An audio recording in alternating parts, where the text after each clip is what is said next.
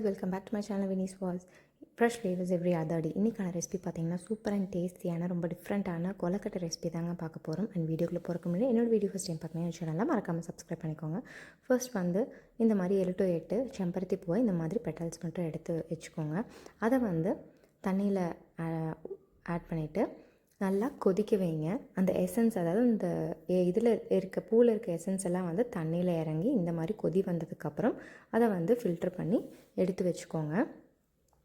இது வந்து நீங்கள் வந்து கொலக்கட்டை மாவு ரெடி பண்ணி வச்சுருப்பீங்க இல்லையா, அதில் வந்து ஆட் பண்ணி கொஞ்சம் கொஞ்சமாக ஆட் பண்ணி நல்லா கலந்து நல்லா கொலக்கட்டை பிடிக்கிற பதத்துக்கு இந்த மாதிரி ரவுண்ட் பண்ணி வச்சுக்கோங்க. அதுக்கப்புறம் உங்களுக்கு வேணுங்கிற ஷேப்பை வந்து எடுத்து வச்சுட்டு அது இட்லி பாத்திரத்தில் ஒரு 5 நிமிஷம் போல் வேக விட்டு எடுத்துக்கோங்க. அதுக்கப்புறம் மிக்ஸி ஜாரில் தேங்காய், அது கூட பச்சை மிளகாய், மல்லி இலை, புதினா இலை, இது எல்லாத்தையும் நல்லா இந்த மாதிரி கொரகொரப்பாக அரைச்சி வச்சுக்கோங்க. அதுக்கப்புறம் ஒரு பேனில் வந்து எண்ணெய் ஆட் பண்ணிக்கோங்க.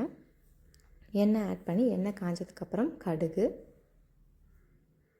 கடலைப்பருப்பு, அப்படின்னா உளுந்த பருப்பு ஏதோ ஒன்று நீங்கள் வந்து ஆட் பண்ணிக்கலாம்.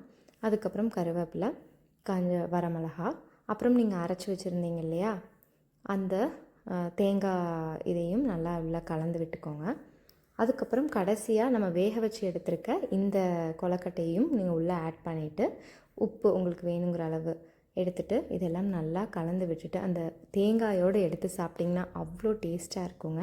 நீங்களும் ட்ரை பண்ணி பாருங்கள். குழந்தைங்களுக்குலாம் இது பக்காவான ஒரு சூப்பர் ஹெல்தி ஸ்நாக்ஸ் தான். தைரியமாக கொடுங்க. அண்ட் இந்த மாதிரி ஒரு வீடியோஸ்க்கு என்னோடய சேனலை மறக்காமல் சப்ஸ்கிரைப் பண்ணிக்கோங்க. அண்ட் பக்கத்தில் இருக்க பெல் ஐக்கானை ப்ரெஸ் பண்ணால் தான் நான் போடுற வீடியோஸோட நோட்டிஃபிகேஷன்ஸ் உங்களுக்கு டான கிடைக்கும். See you, bye.